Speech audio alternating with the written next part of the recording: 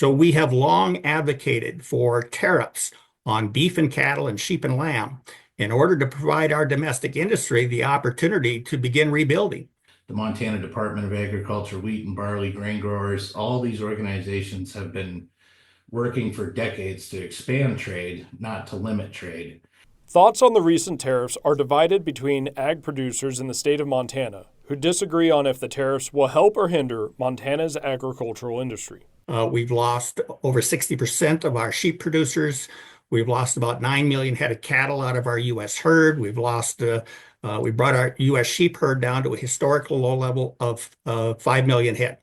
And our industry has been shrinking at a time when beef consumption and lamb consumption has been increasing. Which things like that, that's what a tariff might be used for, is a tariff against Brazil to get the U.S. to buy American beef, not necessarily on China, where we like to export our beef.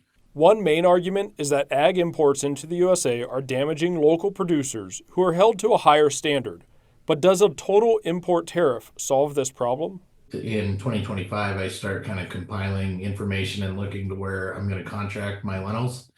And the American companies were a little behind the market, which had gone up about 10 to 15 cents a pound, not a bushel, because they just couldn't afford to pay a 25% tariff or a 10% tariff on such a high dollar crop like organic lentils.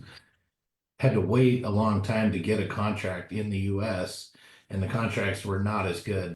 Each segment of the industry is being impacted differently.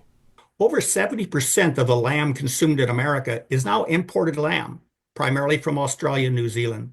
They're produced under lesser production and safety standards than here in the United States, and it's having the effect of shrinking our ability to maintain a viable beef and lamb supply chain for the United States. And of course, maintaining our ability to achieve self-sufficiency in food production is a national security issue. We need to be consuming more of what we produce here, and we need to produce more of what we're consuming here. In Great Falls, I'm James Rowland, MTN News.